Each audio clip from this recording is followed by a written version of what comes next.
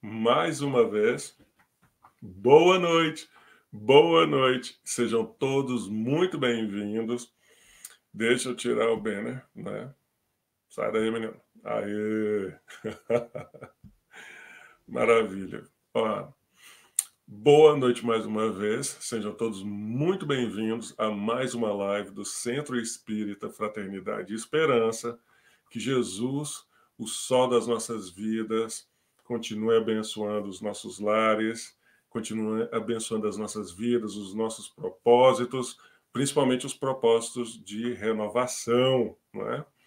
Muita paz a todos, aos seus lares, familiares, os amigos, aqueles que nos têm como inimigos, são nossos irmãos, tá bom? Que Jesus abençoe a todos.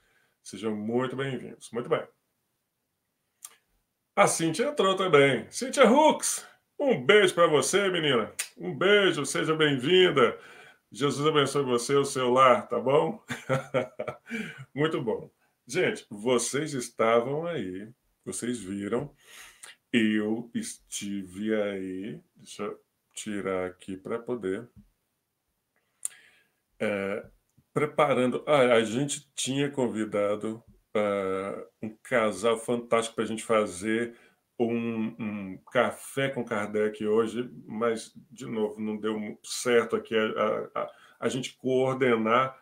Vamos deixar aí mais para frente, tá? O convite com eles ficou, já está acertado, a gente vai fazer. De um jeito ou de outro a gente vai fazer, mas não deu certo de a gente fazer hoje, tá bom? E aí, lembra que a gente falou que esse mês, o mês natalino, a gente combinou de falar de Jesus. É o aniversariante, né? Além do Ryan, né? O meu neto por tabela, o neto da Lara, o filho do Rafael e da Semi. Que Jesus abençoe todos que fizeram aniversário aí essa semana, tá bom? Então, eu estava já desde a outra vez pesquisando aqui, bolando um estudo aqui sobre aquele encontro entre Eurípides Barçanufo e Jesus. Vocês se lembram? Antes de a gente entrar no detalhe, porque eu tô com o texto ali, vou falar dele já já, mas eu queria lembrar só o seguinte: olha a curiosidade, eu só me dei conta disso hoje, porque eu continuei pesquisando aí para a gente fazer esse nosso bate-papo hoje. Eurípides Barçanufo nasceu em Sacramento, Minas Gerais. Gente, eu tenho um carinho, eu nasci em Goiás, mas eu tenho um carinho tão grande pela Bahia e por Minas Gerais, vocês não entendem. Então, toda vez que fala dessa turma de Minas Gerais, o meu coração se rejubilece, porque tem uma turma boa nas Minas Gerais, e a gente deve muito a esses missionários, tá bom? E Eurípides Barçanufo é um desses missionários, tá bom? Exatamente, Dona Lourdes Pendorosa, aniversário do Jimmy, o James, o marido dela, no dia 21 de dezembro. Daqui para lá a gente dá também um abraço nele, mas já fica aqui. Jimmy, happy birthday! We love you, brother! Segunda-feira, já é o aniversário. Muito bem. Eurípides Barçanufo nasceu em Sacramento dia 1º de maio. Olha isso, essa data não é à toa. Entendedores entenderão. De 1880. Então vê que quando ele nasceu, o espiritismo ainda estava ali tomando corpo. Vocês entendem a importância desse moço nascer nessa época? Muito bem. E ele só viveu pouco mais de 38 anos, desencarnando ainda em Sacramento, em 1º de novembro de 1918. 1918, se vocês se recordarem, peste da gripe ou a pandemia, uma das pandemias, né, do nosso planeta, porém reconhecida, a gripe espanhola. Ele foi um das vítimas da gripe espanhola e eu só agora eu fui me dar conta aí do momento que a gente está passando e a época, né, o dia, o momento, como se deu a sua morte. Ele foi infectado e não sobreviveu ao o corpo, o corpo não sobreviveu à gripe espanhola. E daí ele renasceu, né? Desabrochou de novo no plano maior da vida, resplandecente, iluminado. E a gente vai falar de uma coisa interessante. Eu lembro. Ah, e o Luiz está dizendo aqui. São. Eu também, Luiz. E eu gostei de que você preparou o material sobre Eurípides Barçanufo. Gostaria que você fizesse aí um apanhado de novo, ou uma reciclagem, ou apresentasse aquela mesma palestra aqui para nós. Por favor, pensa nisso daí. Exatamente. Em tão pouco tempo ele fez tanto, né? Serve aí a mensagem para nós, com exemplo mesmo. Muito bem. Daí o que acontece? O, Eu estava buscando. Geni, minha querida, seja bem-vinda. Um beijo para você, para a família. Jesus nos abençoe a todos, minha irmã. Muito bom. Bom ter você aqui conosco mais uma vez.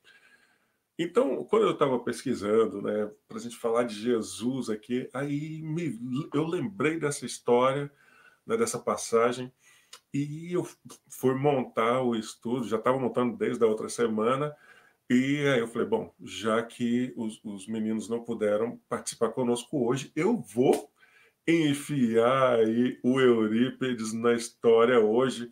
E aí eu continuei a pesquisa e foi tão bonitinho como que a coisa vai se dando. Muito bem, sem mais delongas, o capítulo 27 do livro A Vida Escreve foi ditado, o livro todo foi ditado pelo espírito Hilário Silva e a psicografia foi do Chico Xavier, também com o Valdo Vieira, que na época ainda eles trabalhavam juntos e fizeram uma parceria muito bacana, muito importante, inclusive, para o movimento espírita, tá bom?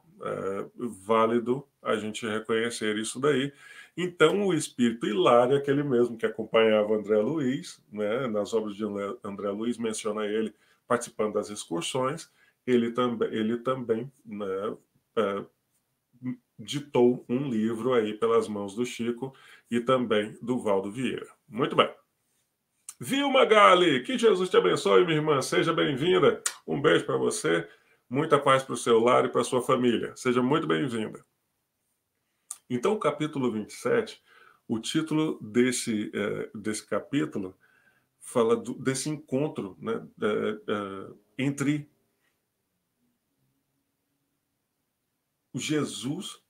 na verdade, Eurípides Barçanufo e Jesus. Veja bem como que Hilário conta a história em si.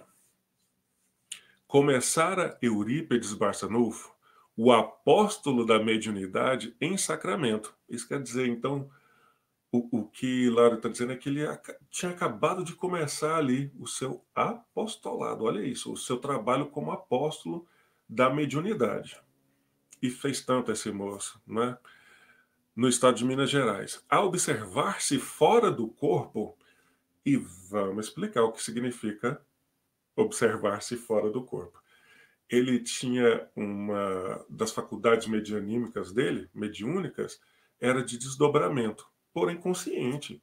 Isso quer dizer o quê? Bem, olha, ele encostava ou deitava em algum lugar, o seu corpo ficava ali como se ele estivesse dormindo e ele e eu acho que de acordo com alguns relatos, teve casos até de ele parecer que estava desperto, parecer dar a impressão que estava acordado, mas o espírito dele, né, o perispírito se desdobrar e ir em algum lugar, encontrar com uma família, fazer alguma atividade, até isso acontecia. Então, é a isso que Hilário está se referindo aqui. Ele já começou a entender que ele tinha certa facilidade para se desdobrar. Isso quer dizer, o espírito, usando o perispírito, desdobrar, deixa o corpo e ele vai sem maiores resistências materiais, vai a outro lugar. É isso que que o Hilário está dizendo aqui. Em admirável desdobramento, então, quer dizer, ele se observou fora do corpo, em admirável desdobramento, quando certa feita, à noite, viu a si próprio em prodigiosa volitação. Esse volitar é como se voar, basicamente. Vamos traduzir assim para ficar simples, né? Como se estivesse voando. E ele diz assim: embora inquieto, como que arrastado pela vontade de alguém, num torvelinho de amor, subia, subia. Ok, então vamos lá. Ele estava consciente, porém, ele percebeu que aquilo não era simplesmente a vontade dele. Ele se sentiu como se ele estivesse sendo arrastado, né? Carregado por alguém. Ele não conseguia perceber por quem, mas ele se sentiu desprendendo do corpo então e sendo arrastado e subia, subia. Essa ideia de subir não é só a questão de espaço-tempo, né? Não é questão é, física, material de subir para o teto, mas subir de ir para é, uma zona mais elevada, esferas mais elevadas, para uma vibração mais sutil. Quando a gente eleva o espírito, eleva a nossa vibração, a gente vai mudando de esferas, não é assim? Então, é poético, é bonitinho, mas que a gente entenda o que queria dizer Hilário aí quando se refere a Hilário subindo, subindo. Muito bem. Olha só como ele diz. Queria parar e descer. Ele estava subindo, ele queria parar e descer, voltar para a realidade dele. Reavendo o veículo carnal, ele queria voltar para o corpo, mas não conseguia. Imagina o desespero do moço. E olha que ele tinha facilidade com isso, né? Imagina a gente, às vezes a gente tem sonhos aqui e a gente se perturba, imagina isso, estando consciente, né? Braços intangíveis tutelavam-lhe a sublime excursão. Então ele percebeu, aí ele sabia que alguns braços intangíveis, isso quer dizer, ele sabia que existiam, mas não conseguia percebê-los materialmente. Seja bem-vinda, dona Cleusa. Boa noite, que Jesus abençoe seu lar, sua família. Muito bom. Ele não ele sabia que alguém estava carregando, pegando ele, né? Carregando, mas ele não conseguia vê-los, intangíveis, e ele não tinha poder sobre aquilo ali. Respirava outro ambiente. Lembra da importância que a gente falou da porta estreita, da porta larga, da questão do ambiente em si? Quando a gente muda de ambiente, a gente percebe essa diferença de vibrações do ar que a gente respira, a gente percebe a diferença, um bem-estar ou um mal-estar, dependendo de onde a gente saiu para onde a gente foi, tá? Eu percebi que o Love tá torto aqui, gente. Aê, muito bem. A Lara que fica me chamando a atenção para essas coisas, tá? Love, a diretora artística. Muito bem. Respirava outro ambiente, envergava forma leve, ele estava se sentindo mais leve, respirando num oceano de ar mais leve ainda. Olha isso que bonito. Débora Menezes Santana, Débora, um beijo para você, menina. Seja bem-vinda, boa noite, que Jesus te abençoe, você e o seu lar. Muita paz, a sua família. A Priscila, que está aqui. Saudade da Priscila, já tem tempo a gente não vê ela por aqui. Então ele viajou, viajou à maneira de pássaro teleguiado, até que se reconheceu em Campina Verdejante. Olha que Hilário já está dando aí um detalhe, né, para a gente ter como referência uma paisagem, uma Campina Verdejante. Se a gente parar e imaginar uma Campina Verdejante, essa imagem pode nos trazer já aí certa paz, certa impressão de harmonia, por causa do contato com a natureza, da harmonia em que a natureza em si se organiza, não é? Muito bem. Reparava na formosa paisagem quando não longe avistou um homem que meditava, envolvido por doce luz. Então ele estava ali, né, perplexo com aquela natureza, com aquela paisagem belíssima, e logo ali à frente ele percebeu um homem que meditava, envolvido por doce luz. Olha isso, que bonitinho. Muito bem. Como que magnetizado pelo desconhecido, aproximou-se. Ele se sentiu atraído magneticamente, né, magneticamente por aquele homem, por aquele desconhecido. Então ele começou a se aproximar. Houve, porém, um momento em que estacou trêmulo. Todo mundo aqui já deve ter passado por isso. Talvez não de uma forma similar ou ao exemplo similar aqui de Eurípides, mas eu acredito que todo mundo já se deparou com alguém, bateu de frente, e lá na minha terra a gente iria dizer tremeu da base. Alguém já tremeu na base? Se deparando com alguém quando você está vendo uma pessoa, não sabe quem é, mas daí quando chega perto você se dá conta de quem é. Isso pode ser o diretor da escola e você não estava na sala de aula, estava fazendo algo que não devia. Pode ser o seu papai ou sua mamãe, quando eles te pegam fazendo algo que você talvez não deveria estar fazendo. Ou você está numa festa e aí chega o seu namorado ou a sua namorada e você não tinha falado para ele ou para ela que você ia para a festa. Se vocês estão entendendo, né? A pessoa fica ali, trêmula, estática. E aí o que, que acontece? Só que no caso dele foi, claro, positivo, mas ele levou um choque. A minha pergunta aqui, antes de a gente prosseguir, é. Desculpa. Qual seria a nossa reação, a minha reação? Você faz a pergunta para você, a sua reação. Se você tivesse em um sonho, vamos dizer assim, um sonho, num desdobramento assim, que você estivesse consciente. Então, assim, sabe esses sonhos que a gente consegue ver detalhes, detalhes da roupa, de cores, da paisagem, né? Você sentir cheiro. Então, esses detalhes dão um indício aí de que foi um desdobramento e você está quase lúcido, você tem uma consciência parcial do que está se passando ali, do ambiente que você está, com as pessoas que você está, tá bom? Imagine que num sonho desses você é carregado e dá de frente com Jesus. Você conseguiu imaginar isso? Qual seria a reação? Se quiser, comenta aí, tá? Que a gente vai conversando.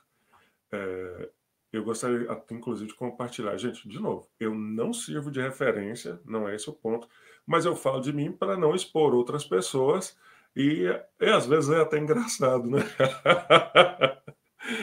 E certa vez eu tive um sonho assim, e eu só lembro do finalzinho, e eu tenho certeza já que eu estava desdobrado junto com o meu anjo de guarda, que eu apelidei Ana, inclusive, para ficar fácil, né, para a gente estreitar a relação, para não ficar chamando de anjo de guarda. Então, eu chamava logo ela de Ana, e ela atendia. Então, e a gente estava sentado em um banco, desses como banco de praça, em um topo de uma colina, onde que eu conseguia enxergar um vale diante de nós e o sol ia raiando. Então eu percebia o sol raiando de trás da montanha, o sol da manhã, os primeiros raios é, atingindo a gente. Eu percebi o orvalho nas folhas das plantas ao redor da gente. Ela segurava a minha mão, olhava para mim e eu não dizia nada, eu só chorava. Eu só chorava. E aí o que que acontece? Eu acordei bem aí, o sol estava raiando no sono, o sol estava realmente raiando para nós, e eu acordei em prantos, né? E eu nunca esqueci dessa parte, que era a parte que eu lembrava. Então, com vocês deve ter acontecido algo similar, mas olha aí, eu já me emocionava desse tanto vendo um familiar ou vendo o anjo de guarda, né, no encontro com o anjo de guarda. Imagina com Jesus. Imagine a gente encontrando com o moço que carimbou o nosso passaporte para entrar nesse planeta, o governador que organizou, o chefe, né, que organizou essa esfera que a gente chama de planeta Terra, oficina e casa, não é? A Débora está dizendo. Eu ia tremer na base, não é, Débora? Exatamente. Provavelmente mais comum para todo mundo. Muito bem. Sendo assim, ele estacou o trêmulo, então, Eurípides Barçanufo, algo lhe dizia no íntimo para que não avançasse mais.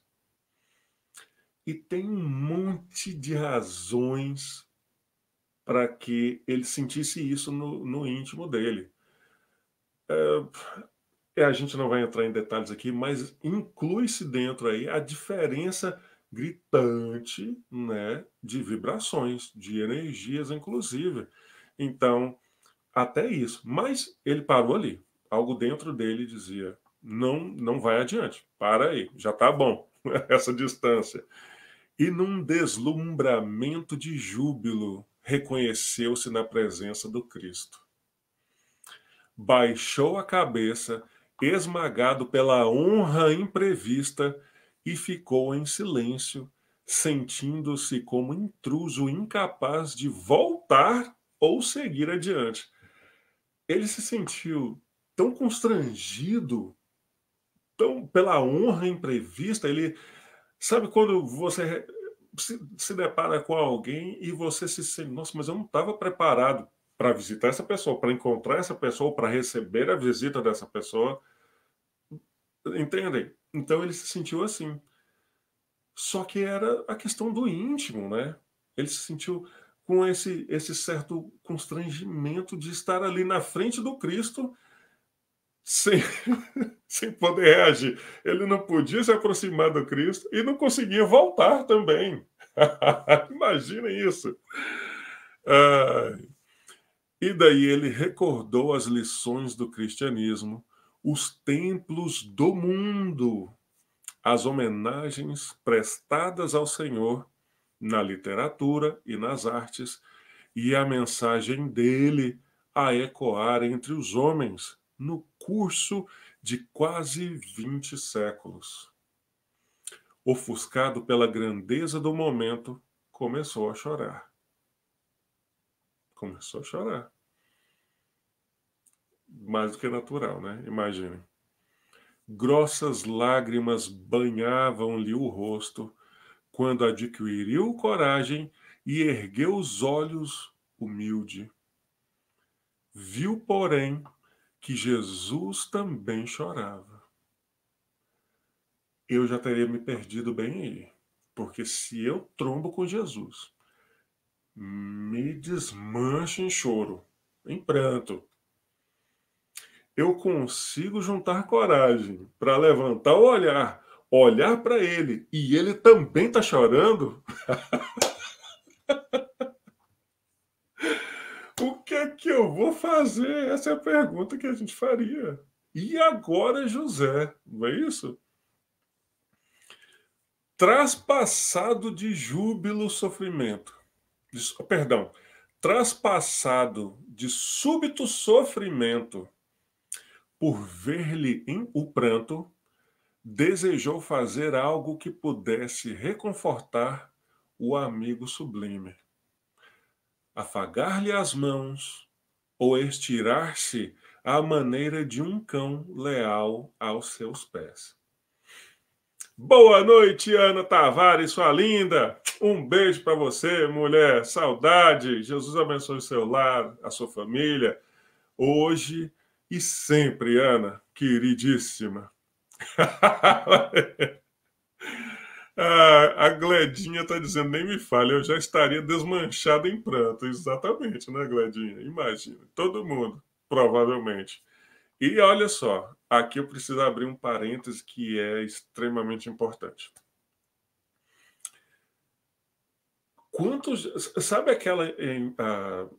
o impulso que nós temos quando nós vemos uma criança chorando e é alguém que você ama, né? E você quer estar ali perto, fazer alguma coisa para consolar, para fazer parar o choro ou o sofrimento, não é? Esse foi o impulso de um homem bom. Se eu visse Jesus chorando, eu não sei se eu pensaria, eu teria o primeiro impulso em consolar Jesus. Eu acho que o meu primeiro impulso estaria mais próximo do desespero diante de uma situação dessa do que tentar consolar o mestre Nazareno. Olha aí o que a Débora disse, gente. Vê se eu aguento um negócio desse.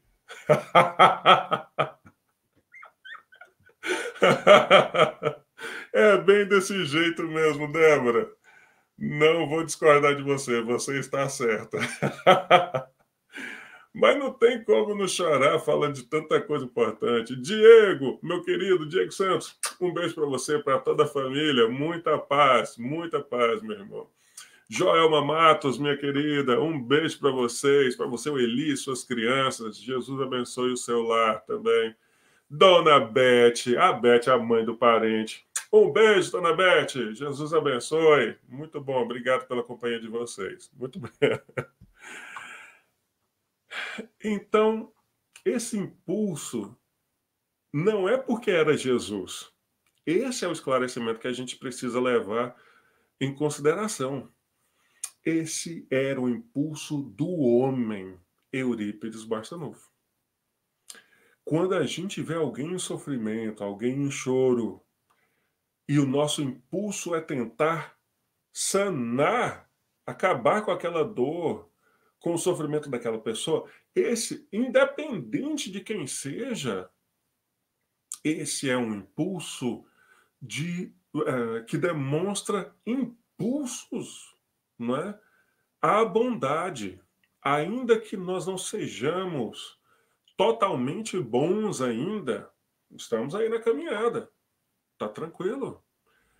Mas quando a gente, e isso não é algo que é forçado, que é planejado, que é um impulso, é uma reação. Quando a gente tem esse tipo de impulso, isso denota que nós já estamos amadurecendo, e isso quer dizer que o Cristo, a mensagem do Cristo, começa realmente a criar raízes em nós. Entendemos? E aí o moço merece um encontro desse. Muito bem. Então, olha só, ele queria afagar as mãos do amigo sublime ou se colocar ali aos pés de Jesus como um cão leal. Olha como Hilário entendeu, né, a proposta, o pensamento de Eurípides, como ele gostaria de se aproximar de Jesus ali. Mas estava como que chumbado ao solo estranho. Ele não conseguia se mover. Estático, ele continuava estático. Recordou, no entanto, os tormentos do Cristo a se perpetuarem nas criaturas que até hoje na terra lhe atiram incompreensão e sarcasmo. Então, olha aí, o que Hilário estava dizendo é que Eurípides Barçanufo lembrou de tudo que Jesus tinha passado ali na sua missão na terra, ali, de sofrimentos, de incompreensão, e como que tudo isso ainda repercutia até nos dias de hoje, inclusive, quando as pessoas se referem a Jesus de uma forma totalmente equivocada, errônea, não é? Com sarcasmo, com ironia, denotando aí certa rebeldia de espírito e também uma falta de maturidade espiritual, uma incompreensão da missão do Cristo na Terra. Muito bem. Nessa linha de pensamento, não se conteve. Olha o pensamento de Eurípides agora. Atenção! Abriu a boca e falou suplicante: Senhor, por que choras? Senhor, por que choras? Eurípides foi também o médico, o doutor lá da cidade dele. Não formou em medicina, mas a vida e os espíritos o formaram, e a história é longa. O parente Luiz vai falar disso na palestrinha dele, prometo para vocês. Né, Luiz? Mas por que eu falei disso? Porque esse tipo de atenção é de alguém que está acostumado a fazer a triagem. Na casa espírita, antigamente se chamava de triagem quando se atendia a pessoa que estava chegando na casa espírita para fazer algum tipo de atendimento, precisava de algum tratamento, né? Alguma indicação, passar por algum tratamento na casa espírita, se chamava de triagem. E hoje se chama mais essa atividade de atendimento fraterno, conversa fraterna, porque é essa mesma ideia, para separar essa ideia de errônea ou equivocada de triagem como se fosse um paciente e um profissional da área de saúde, por exemplo. Então, a conversa fraterna, na verdade, aproxima essas pessoas, tanto aquele que está ali buscando uma assistência, um auxílio, quanto aquele que está ali para ouvir, entende? Então, a ideia de conversa fraterna, atendimento fraterno, aproxima essas duas pessoas. Essa é uma sensibilidade de quem geralmente participa dessas atividades de atendimento fraterno na casa espírita. É ter essa sensibilidade de perguntar o que está se passando, o que está acontecendo, e diante das respostas a pessoa vai ali envolvendo a pessoa com a conversa direcionada para a evangelização, para a elucidação, para esclarecimento e indicar o tratamento adequado para o caso daquela pessoa em si. Então, ele foi perspicaz, perguntando, entendendo, né? Senhor, por que choras? A princípio a gente pensa assim, a pessoa está chorando e pergunta, né? Por que você está chorando? Parece infantil, mas não é. Denota aí uma sensibilidade tremenda. O interpelado não respondeu. Jesus não respondeu. Mas desejando certificar-se de que era ouvido, Eurípides reiterou: Choras pelos descrentes do mundo? Enlevado, o missionário de Sacramento notou que o Cristo lhe correspondia agora ao olhar. Jesus olhava para ele agora. E após um instante de atenção, respondeu em voz dulcíssima: Não, meu filho, não sofro pelos descrentes aos quais devemos amor. Choro por todos os que conhecem o Evangelho, mas não o praticam. Ups. Eurípides, ao perguntar ao Cristo, não é, porque chorava, ele queria envolver, né, essa ideia de conversar, de inquirir, né, o motivo do sofrimento, do choro de alguém.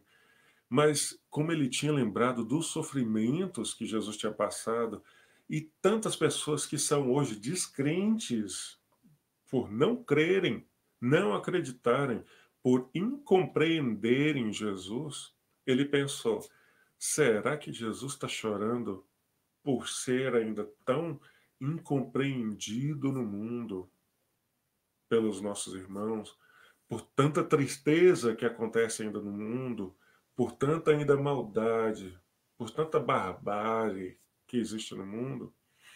E Jesus vira para ele e fala assim: não, meu filho, não é por eles que eu choro.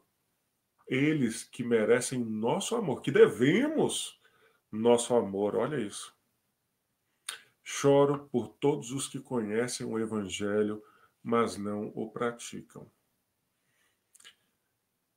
Esse chamamento. Ah, não, pera, deixa eu ler o resto e daí a gente discute aqui.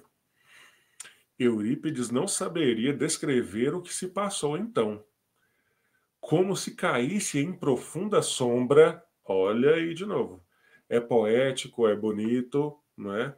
Mas vamos pensar no que isso significa, porque ele não estava em um lugar alto, ele estava em uma esfera, em uma vibração elevada.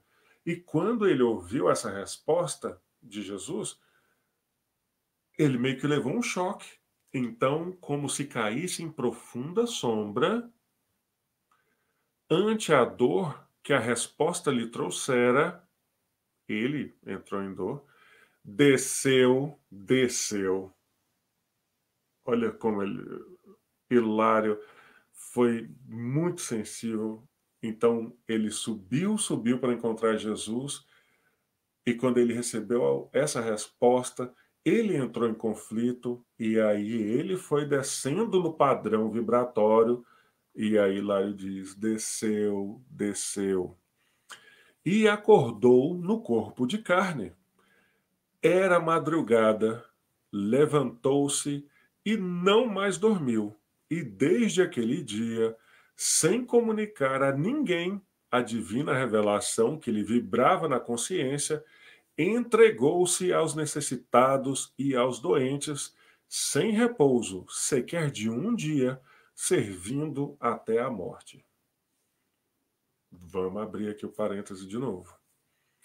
Era madrugada. Meus irmãos, era madrugada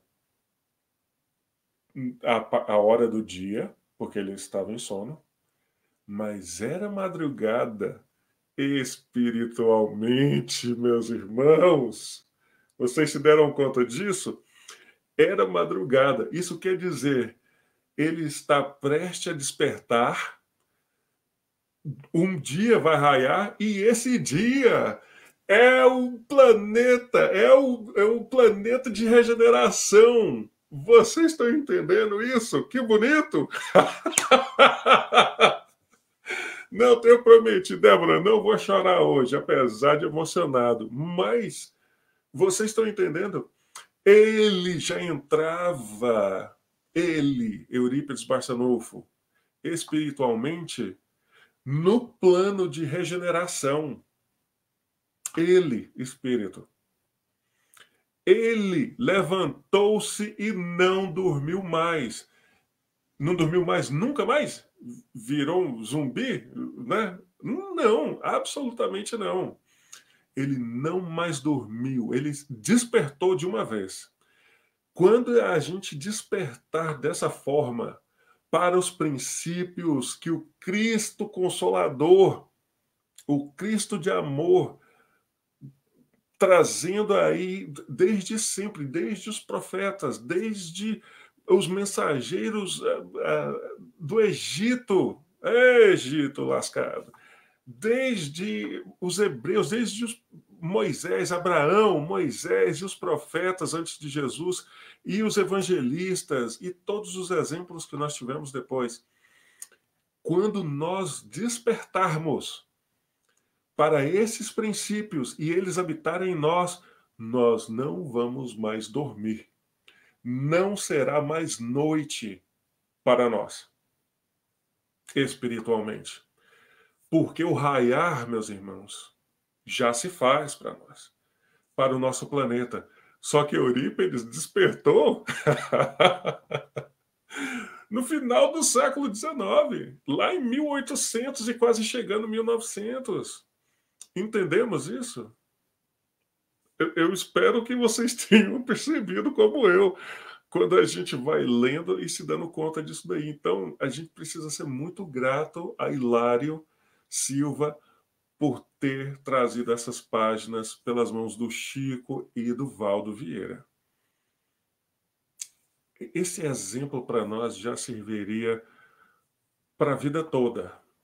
Para a vida toda. Muito bem. Desde aquele dia, sem comunicar a ninguém o que tinha se passado, né, ele se entregou aos necessitados e aos doentes. Isso confirma a teoria de que ele despertou espiritualmente, porque ele passou 100% daí, a partir daí, a dedicar-se ao próximo que sofre. Mas bem, como que a gente pode fazer essa correlação? Ah, podemos sim. Mateus capítulo 25, versículos de 34 a 45 a 46? 46. Vamos lá, com licença. Débora, não vou chorar, prometo. Mas se vocês chorarem, tá ok, tá? Porque é realmente emocionante. Então dirá o rei aos que estiverem à sua direita: Vinde, benditos de meu Pai, herdai o reino preparado para vós desde a fundação do mundo. Vocês estão entendendo até aí, né? Onde que vai a correlação? Por favor, me digam se sim ou se não. Se não entender a correlação, a gente vai arrumando exemplo aqui, vai tentando explicar até que se faça um pouco mais claro, pelo menos. Pois tive fome e me deste de comer, tive sede e me deste de beber. Era estrangeiro ou forasteiro em algumas traduções e me acolhestes. Estava nu e me vestistes. Estive enfermo e me visitastes. Estava na prisão e viestes a mim. Então os justos lhe responderão, dizendo: Senhor, quando te vimos com fome e te demos de comer? Ou com sede e te demos de beber? Quando te vimos estrangeiro e te acolhemos? Ou nu e te vestimos? Quando te vimos enfermo ou na prisão e viemos até ti? Em resposta, o rei lhes dirá: Amém, ou em verdade vos digo que na medida em que fizestes a um destes meus irmãos mais pequeninos, a mim o fizeste.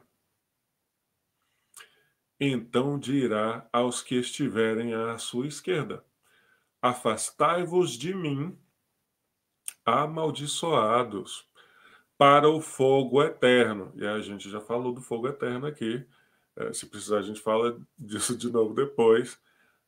Preparado para o diabo e seus anjos. Lembrando que, olha, eu usei a tradução do Haroldo Dutra Dias, do Novo Testamento, que tem um monte de indicações, referências das traduções, inclusive as palavras em grego, o que significavam naquela época, o que significa na tradução, e pode ter se perdido de lá para cá, mas a gente já tem pelo menos noção de que diabo, nessa tradução da palavra em si, queria dizer aquele que desune, aquele que é o caluniador, inspirando ódio, inveja e orgulho. Ou lembra quando Jesus se refere a Pedro como Satanás e todo mundo se espanta. Deus, o que é isso? Jesus chamou Pedro de Satanás. Não, ele estava se referindo ao adversário. Adversário no sentido, por que você não está em harmonia com o que eu estou pregando, com a minha mensagem, ou com a vontade de Deus. Era nesse sentido. Então ele vai dizer, né? Pois tive fome e não me destes de comer, tive sede e não me destes de beber. Era estrangeiro e não me acolheste. Estava nu e não me vestistes. Enfermo e na prisão e não me visitastes. Então eles também responderão: Senhor, quando te vimos com fome ou com sede, ou estrangeiro, ou nu, enfermo, ou na prisão, e não te servimos? Então lhes responderá dizendo: Amém, ou, em verdade, vos digo que na medida em que não fizestes a um destes pequeninos, a mim não o fizestes. E irão estes para o castigo eterno, os justos para a vida eterna. E a gente precisa considerar aqui, claro, também a linguagem da época. Castigo eterno, a gente já sabe que não vai existir. Essa ideia de castigo eterno é enquanto a gente se mantiver naquele padrão vibratório, com aquele espírito de rebeldia, relutantes à transformação que nós precisamos promover em nós, nós vamos continuar como se algo queimasse realmente em nós, em uma angústia, uma sensação como se parecesse mesmo aí com o castigo eterno, como se não tivesse fim, mas tem um fim. É só a gente virar essa chave, não é? Vocês entenderam a correlação entre o despertar de Eurípides Barçanufo e como ele se entregou àqueles necessitados de toda a ordem, e ele se entregou até os últimos dos seus dias, inclusive ele que desencarnou servindo, cuidando de enfermos infectados pela gripe espanhola. Ele contraiu a gripe espanhola e padeceu. Então, se nós conhecemos alguém da área da saúde que está trabalhando atualmente, ou mesmo que não esteja, se estiver em outras frentes, talvez não está tratando de ninguém que esteja infectado pelo Covid, mas está tratando de qualquer outras enfermidades de pacientes, que nós demonstremos a nossa gratidão, a nossa gratidão. Reconheçamos o esforço desses profissionais da área de saúde, policiais, bombeiros, essas pessoas que estão ali à frente para cuidar da saúde de alguém. Ninguém era obrigado a cuidar da gente se a gente estivesse doente. E essas pessoas voluntariamente assumiram um compromisso de tratar de todos, quem aparecesse. Então merecem o nosso reconhecimento, tá bom? Vamos fazer isso. Voltando aqui, então, a essa correlação. Eurípides teve, por causa do mérito dele, por ele ser ele, já um homem de bem, um homem justo, como os textos bíblicos se referem a alguém dizendo era uma pessoa justa, né? Uma pessoa boa. Isso quer dizer justa. Andava ali de acordo com os ensinamentos de Deus, com as leis divinas, atendendo em harmonia, atendendo. E uma das leis que rege o nosso planeta no princípio, no princípio cristão: fraternidade, caridade, amar ao próximo como a si mesmo. Ele entendeu. E aquele despertar dele, retornando do encontro com Jesus, o fez tomar a decisão e que não mudou. E é por isso que isso criou raízes dele. Ele tomou a decisão de ser um servo do bem, da causa do Cristo. Lembram de um outro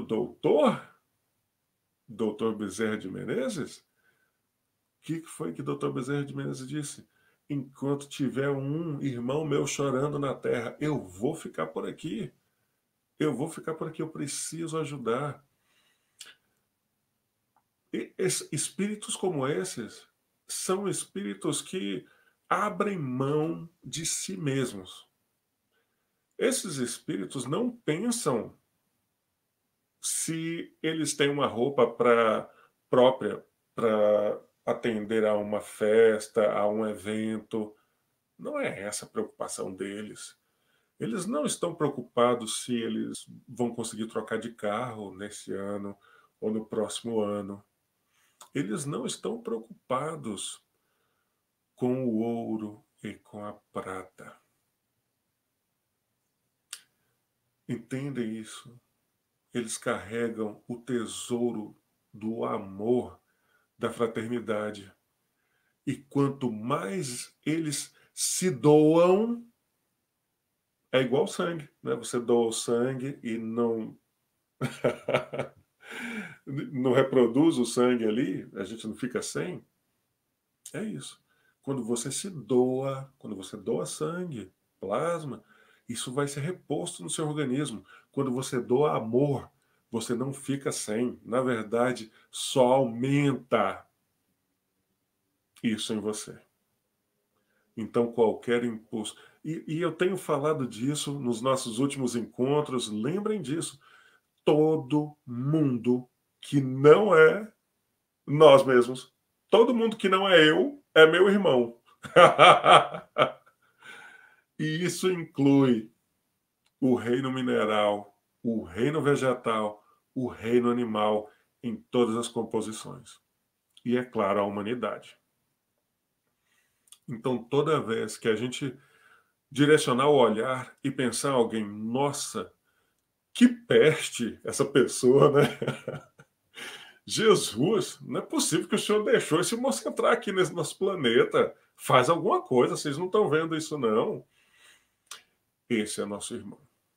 Toda vez que a gente ver alguém, que seja pela televisão, que seja no noticiário local, a enchente levou a casa o barraco de uma pessoa, aquela, e isso nos comover profundamente, isso quer dizer que a gente está começando a enxergar aquela pessoa como irmão, como próximo. Toda vez que a gente ouve um noticiário de um assassinato, de um suicídio, e a gente se compadece disso, a gente está começando a entender que aquele desafortunado, aquele infeliz do momento, do presente, é também nosso irmão. Entendemos? Então, ao olhar alguém que está com fome, que está pedindo algo para comer na rua, que está pedindo talvez na porta da sua casa, olha para essa pessoa como um irmão. Lembra disso. E se alguém passar fazendo a campanha do quilo, ou a campanha arrecadar presentes, alimentos para levar para os mais pobres, principalmente aí na época do Natal, ou durante o ano, mesmo que a gente não vá, eles estão fazendo por alguém que também são nossos irmãos. Entendemos? Somos uma família universal e não há essa separação. Hoje, o nosso presente a gente consegue talvez distinguir melhor, mas toda vez que a gente olha para um criminoso, para um suicida, para um político, e a gente pensa, nossa, que pessoa de má índole, a gente tem essa referência hoje, mas talvez a gente não tinha ontem. E talvez no ontem a gente fizesse as mesmas coisas ou ainda pior. Entendemos? A justiça civil tem de existir. Ainda precisa. Mas a gente tem a compaixão do criminoso. Tá bom? Entendemos? Gente, ninguém comentou. Eu fico aqui perturbado se vocês estão captando a mensagem. Se não estão captando a mensagem, se eu falei um monte de abobrinha, vocês não comentam comigo. O que é isso? Tá? Mas eu espero que tenha valido sim, tá bom? Gente, prepara a água. Nós vamos tocar mais uma para a gente fazer a nossa oração, tá? Oh, Dona Lourdes, esplendorosa. Maravilhoso é Jesus, né? A Ele toda a honra e toda a glória, como a gente falou aqui com a Dani na quinta, tá bom? Maravilha, obrigado por esse carinho. Vamos lá. Preparem a água aí. E Cristina, de novo, eu vou cantar sozinho, tá? Mas vocês podem cantar aí. Alguns de vocês já conhecem essa.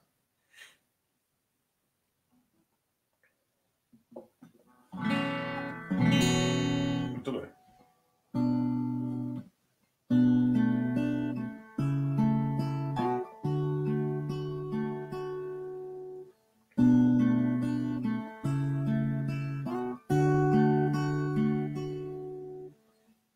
Filhos meus, não temam o bradar da tempestade. Sou eu quem age no silêncio, já era tempo de parar. Acalma o coração, consola o seu irmão, espalha a esperança, isso vai passar.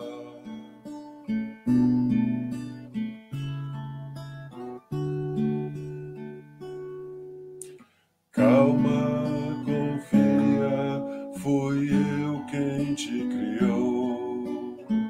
Tua missão maior sempre foi o amor. Te liberta da culpa, dos grilhões se libertou. Ilumina-te, ilumina, não há punição. Bem-aventurado que amou.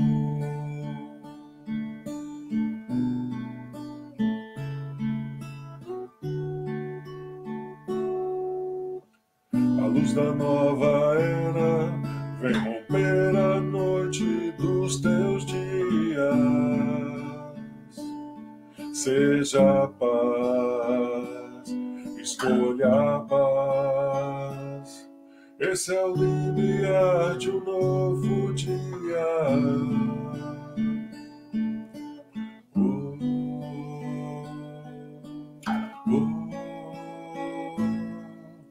Renova-te, renova-te, a alvorada já se faz, e o meu reino é você. Renova-te, renova-te, bem-aventurado que amou. Mesmo a dor é por amor. És minha criação, sinta no seu coração. És espírito imortal, seja livre, seja pleno, seja a luz. Renova-te, renova-te, a alvorada já se faz, e o meu reino é você. Renova-te, renova-te, bem-aventurado que amou. Mesmo a dor é por amor. Renova-te, renova-te.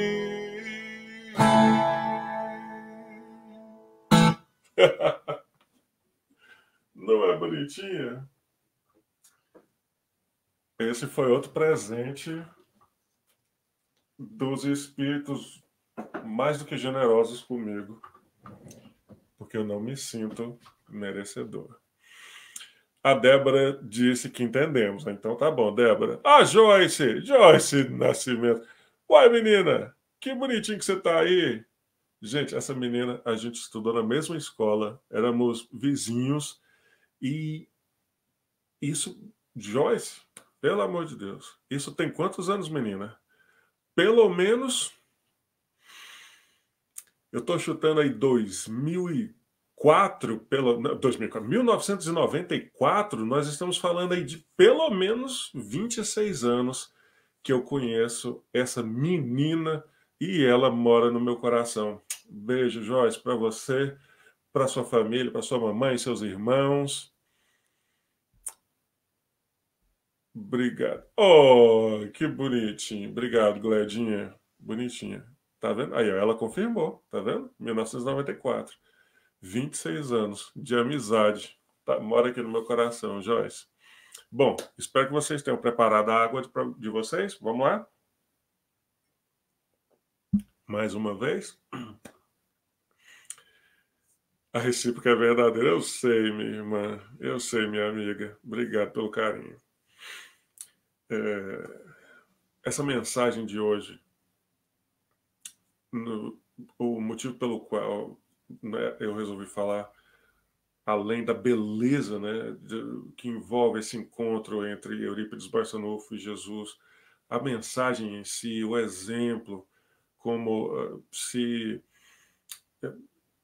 se coloca para nós, né, pelas palavras do Hilário Silva, é para que a gente possa também estar pensando aí um pouco mais como eu tenho reagido em relação à dor do outro. Esse outro pode ser alguém próximo, pode ser alguém distante, um desconhecido, não importa, tá?